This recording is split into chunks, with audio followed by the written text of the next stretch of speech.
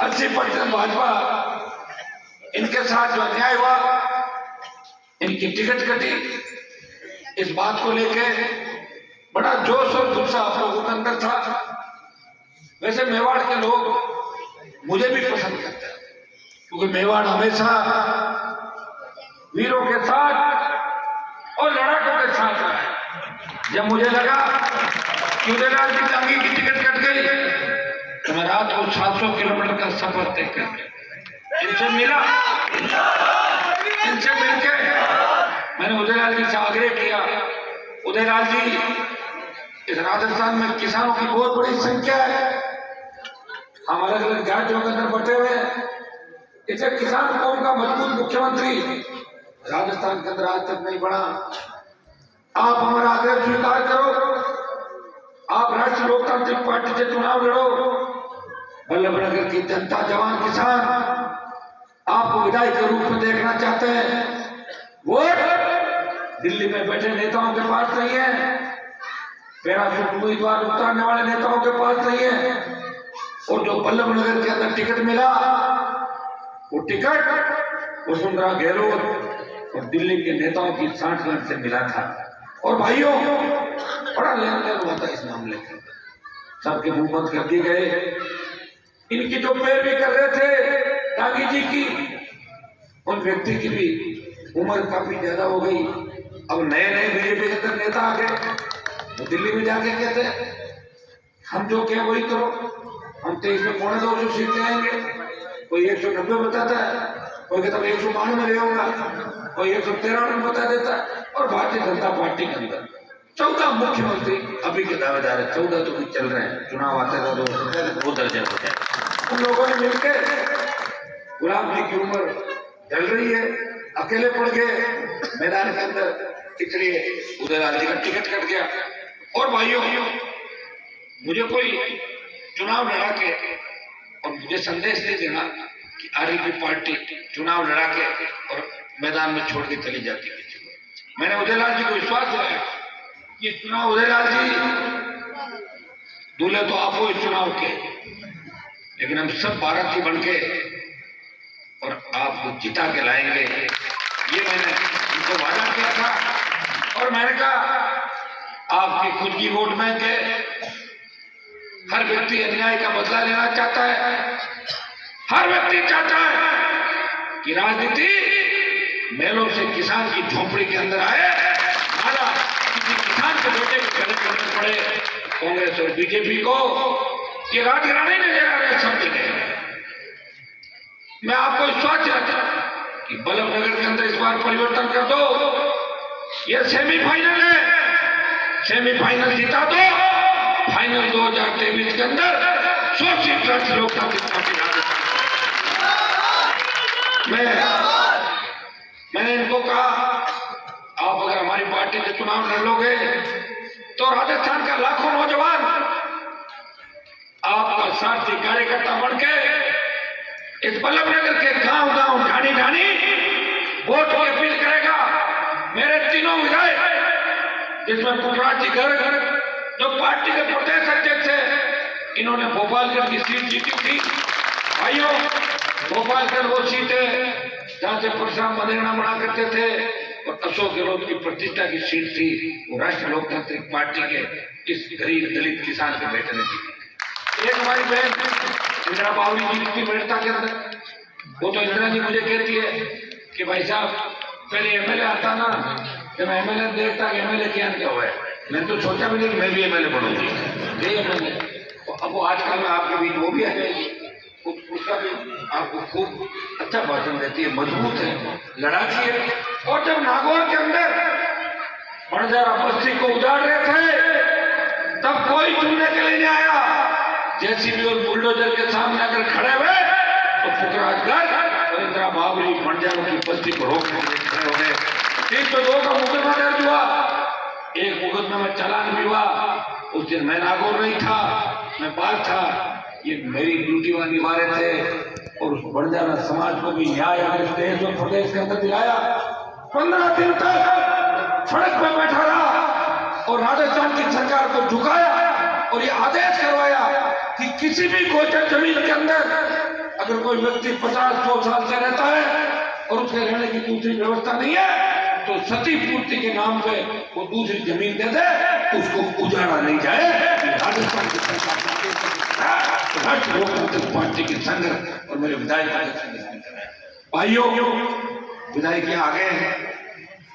हम 3 दिन आप मुझे एबसेंट रहे मुख्यमंत्री के गृह जिले के अंदर, उनके विधानसभा के अंदर एक वाल्मीकि समाज के बच्चे का पुलिस ने गैलेंट्री प्रमोशन के लिए एनकाउंटर कर दिया और पुलिस उस मामलों को रफा दफा कर रही थी। कोई नेता उनके पक्ष में नहीं था। मेरे पास टेलीफोन आया, मेरे इलाके में एक किसान के बेटे की निर्मम हत्या कर दी। हत्या करने वाले मेरे समाज के दरिंदे थे। बच्चे के ड्रिल मशीनों से ड्रिल करके पैरों के अंदर एक खौफ देने वाला एक दर्दनाक जो कहेंगे मौत उस बच्चे को दी। वो अपने परिवार का इकलौता बच्चा था, इसलिए मुझे 3 दिन आपको छोड़ के जाना पड़ा। 4 दिन तक बावंडा थाने और जोधपुर के बीच लगातार हनुमान बेनीवाल जा रहा था, संघर्ष कर रहा था और दोनों मामलों में राजस्थान की सरकार को झुकाया और दोनों किसानों को और उस वाल्मीकि समाज के बेटे को न्याय दिला के फिर आप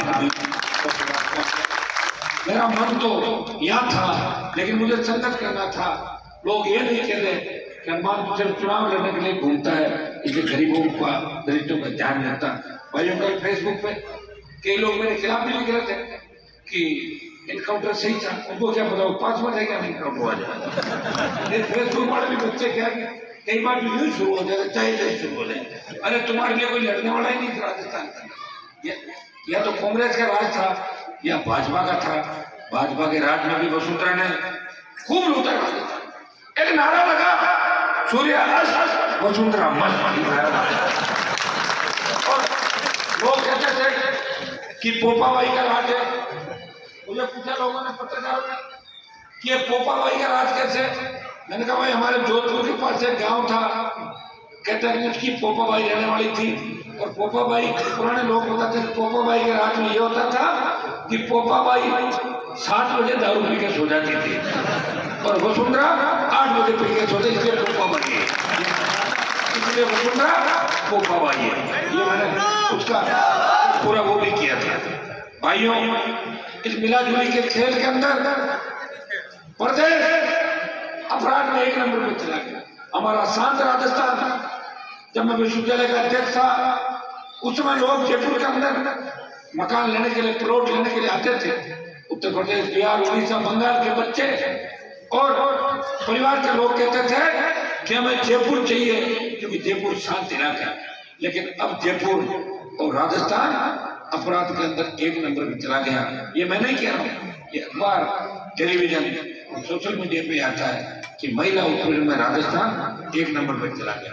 मैं आपको विश्वास दिलाता हूँ कि बल्लभनगर की सीट अगर आप मुझे जिता कर दोगे, मैं दिसंबर के अंदर जो जोधपुर में रैली कर रहा हूँ उसकी संख्या 5 से 10 लाख होगी। आप भी आओगे, डांगी जी भी विधायक आप बढ़ा दोगे तो 3 से मेरे एमएलए 4 हो जाएंगे और हम चारों विधायक मिलकर जब तक किसान का कर्जा माफ नहीं होगा, मुफ्त बिजली की घोषणा नहीं होगी, तो मुक्त राजस्थान नहीं होगा, बेरोजगारों को बेरोजगारी भत्ता, नए रोजगार के साधन और फैक्ट्रियों के अंदर, उद्योगों के अंदर स्थानीय लोगों को 80% रोजगार मिले। ये राजस्थान की विधानसभा और देश की लोकसभा में कानून जब तक नहीं बनेगा, जब तक हमारा संघर्ष जारी रहेगा। हम मजबूत लोकपाल भी चाहते हैं, किसी सांसद, विधायक, मंत्री और मुख्यमंत्री के खिलाफ एफआईआर दर्ज हो जाए, उसके खिलाफ उस लोकपाल को कार्रवाई करने का अधिकार हो, जुडिशियल पावर उसके पास हो। ऐसी व्यवस्था हम चाहते हैं। भाइयों मैं ऐसी व्यवस्था चाहता हूँ कि मेवाड़ की धरती पे कोई गरीब किसान थाने तहसील के सामने निकले तो थानेदार तहसीलदार रोक के पूछे, बाबा गांव में सब ठीक ठाक है, चाय ठंडा पियोगे क्या, अंदर आकर। ऐसी व्यवस्था जब होगी तो राष्ट्रीय लोकतांत्रिक पार्टी राजस्थान के अंदर आगे बढ़ेगी। मैं इतना ही भरोसा दिलाता हूँ, आप बल्लभनगर की सीट मेरे खाते में डाल दो। भाइयों तीनों जो परिवार चुनाव लड़े, कांग्रेस, भाजपा और एक थर्ड निर्दलीय, तीनों का आपने देखा। कांग्रेस ने तो पूरे जीवन यहाँ राजनीति करी, मंत्री रहे, लगातार उनका राज आपने देखा और बीजेपी को आपने पहले जिताया था और जो निर्दलीय हैं वो भी 2-3 बार जीत गए, लेकिन मुझे विकास नजर नहीं आ रहा। न तो सड़क है, न स्कूल है, न बिजली है, न पानी। सबसे बड़ी दिक्कत अफीम के काश्तकारों की, अफीम के पट्टे निरस्त कर दिए। मैं विश्वास दिलाता हूँ अब लोकसभा चलेगी नवंबर दिसंबर के अंदर, अफीम के तमाम पट्टे बल्लभनगर के वापिस आप किसानों को दिलाएंगे। अफीम नीति के अंदर बड़ा बदलाव करने की आवश्यकता है, क्योंकि किसान अफीम उत्पादन किन परिस्थितियों के अंदर करता है लेकिन उसे उसका भाव नहीं मिलता। एनडीपीएस के मुकदमे किसान को 29 की धारा के भी लगते हैं। भाइयों, इससे बड़ा दुर्भाग्य नहीं होगा कि 29 की धारा के नाम पे किसान को और किसी को भी आप रख दो और जो पिस्तौल जिससे जान ले ली जाती है वो किसी के पास पकड़ी जाती है, एक दिन में जमानत हो जाती है। होती कि नहीं होती? ये ऐसे कानून बनाने वाले थे। यार कानून के अंदर बदलाव की आवश्यकता है, एक दिन के अंदर बदलाव नहीं हो सकता। आपको पता है जब देश का किसान तकलीफ के अंदर था, मेरा कोई भाजपा से व्यक्तिगत झगड़ा नहीं था, प्रधानमंत्री जी ने जब देश के किसानों की बात नहीं सुनी तो मैं 2 महीने तक ठंड में मंत्री पद छोड़ के और शाहजहांपुर बॉर्डर पे देश का एक एमपी कोई बैठा था, वो नागौर का सांसद राजस्थान के किसानों के मान और सम्मान की लड़ाई लड़ रहा था। वो किसानों की लड़ाई लड़ रहा था। कई लोग मेरे को जातिवाद के आरोप लगाते हैं। भाइयों, राजस्थान में ऐसी शायद कोई जाति नहीं होगी जिसके लिए मैं नहीं लड़ा और 57 उम्मीदवार जो मेरे थे उनमें प्रत्येक जाति के व्यक्ति को टिकट भी दी, उनके लिए वोट भी मांगे, आर्थिक आधार पर आरक्षण की पैरवी भी करी। एससी एसटी ओबीसी के मेरे भाइयों को जहां भी आवश्यकता पड़ी, उनकी छात्रवृत्ति का मामला हो या नौकरियों में बेरोजगार का मामला हो, आरपीएससी के अंदर भी जब आरपीएससी के चेयरमैन का भ्रष्टाचार सामने आया उसे भी बीजेपी के राज के अंदर छलाकों के पीछे किसी डलवाया, हनुमान बेनीवाल उस समय संघर्ष करके डलाया था। आज हर पेपर लीक हो रहा है, भर्ती पे भरोसा उठ गया, पटवारी का एग्जाम है लेकिन बच्चे घूम रहे हैं कि पेपर का अरेंजमेंट हो जाएगा। क्या बताओ, ये नहीं कह रहे पढ़ के 4 लाइन लिखी, उनको लगता है कि पेपर आउट होगा तो हम भी कबाड़ लें। जब तक इस सोच में बदलाव नहीं होगा, जब तक राजस्थान की साख ठीक नहीं होगी, हमारी डिग्रियों को भी बाहर लोग नहीं मानेंगे। इस चीज का भी भरोसा आपको दिलाता हूँ। आने वाले समय में आप संघर्ष करेगा, लेकिन हनुमान बेनीवाल आपके संगठन में हमारे साथ रहेगा। यह चुनाव नौजवानों की ताकत भी दर्शाएगा।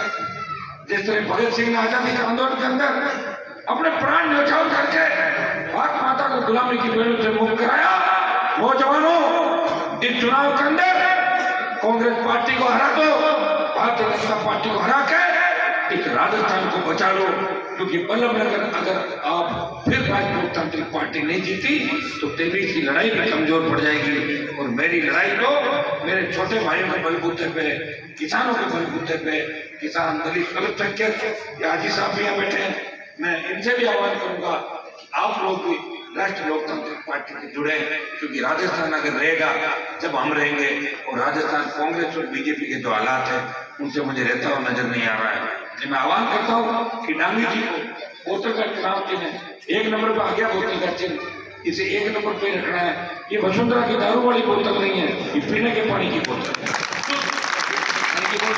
आप वोट दोगे, बच्चे भी बोतल को लेके जाते हैं। जब जाते हैं यहाँ एक दिक्कत बिजली की बहुत बड़ी दिक्कत है।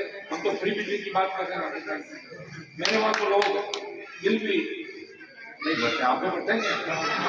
अब मैं आ गया तो इधर भी भरना कम करवा दूंगा। और जितने भी वीसीआर बनी है, मैं विश्वास है कि 30 तारीख के बाद सारी वीसीआर इकट्ठी कर लेंगे और उनका निस्तारण बिल्कुल करा दूंगा। किसी की लाख रुपए की भरी है तो 3000, 4000, 2000, 5000% मैं वापिस जाऊंगा, मैं आपको छोड़ के नहीं जाऊंगा, क्योंकि मुझे 23 में भी लड़ना है। मैं उन नेताओं की तरह नहीं हूँ जीतने के बाद कभी नहीं आते। मैंने ऐसे ऐसे गाँव देखे, यहाँ पे ऐसा लग रहा है कि उदयपुर संभाग राजस्थान से अलग चले गए। उदयपुर में विकास जमीन नजर आ रहा है, अच्छी फ्लैट भी बनी हुई है, लेकिन टोल देना पड़ता है, फ्री में कौन ध्यान देगा रोड पर। तो भाइयों, इन सब के लिए कोई लड़ेगा तो राष्ट्रीय लोकतांत्रिक पार्टी लड़ेगी। किसानों के खेतों पर जाने का रास्तों की जो कमी बताई, कुछ ज्ञापन ग्रामवासियों ने दिया है, कोरोना में ये क्या था, अच्छा खेरोदा गांव के अंदर नाइट टेस्ट ऑफिस खोलने की बात आपने जो क्या यहाँ पर मुझे दिया है, मैं सारा ही ज्ञापन लेके जा रहा हूँ वहां पर।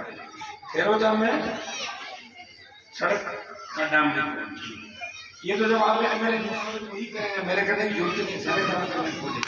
अगर उदयलाल जी विधायक बने, इनकी इतनी चलेगी जितनी मेवाड़ में मंत्रियों की नहीं चलती। ये मैं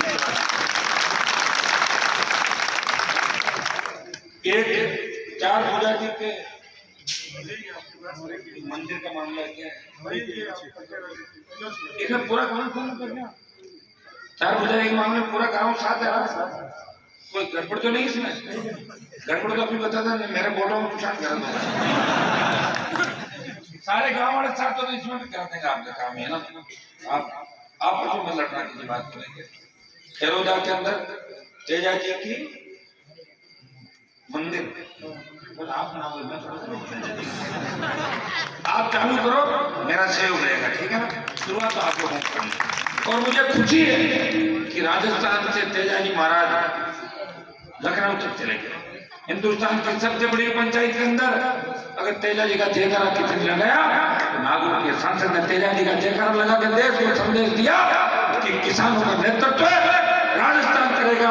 जहां भी किसान जवान को तकलीफ होगी, जिस तरह तेजाजी महाराज ने 1000 साल पहले गायों के लिए बलिदान देके अपने प्राण न्यौछावर किए, उसी तरह ये किसानों को जब भी संकट आएगा, हम लोग किसानों की मदद करेंगे। समय काफी हो गया, आगे भी 20-30 किलोमीटर दूर गाँव है, इसका भी करेंगे आपके। मैं एक ही आपसे आह्वान करूंगा, मैं आपके गांव के अंदर आया हूँ, अपन उस दिन निकलते हुए दिन में भी तो 2 बार आ गया। अब कोई राहुल गांधी, प्रियंका या मोदी नहीं है गांव के अंदर, आएगा क्या? नहीं आएंगे, आएंगे आपका भाई आपके बीच आया, क्योंकि मैं उदयलाल जी को छोड़ के नहीं जा सकता। मैं जान जाए मुझे ले जाए कि 3 बार आना पड़ा, 3 बार मैं आऊंगा। इसलिए 2 बार की मेरी हाजिरी लिखना, और आप ये सोचना कि वोट मांगने कौन आया था। उदयलाल जी डांगी मजबूत है, उनके गारंटर के तौर पर हनुमान बेनीवाल आया, ये आपकी सेवा करेंगे। दिल्ली में भी आपको उतनी चलेगी जितनी यहाँ के एमपी की नहीं चलेगी, ये भी मैं विश्वास आपको दिला के जा रहा हूँ।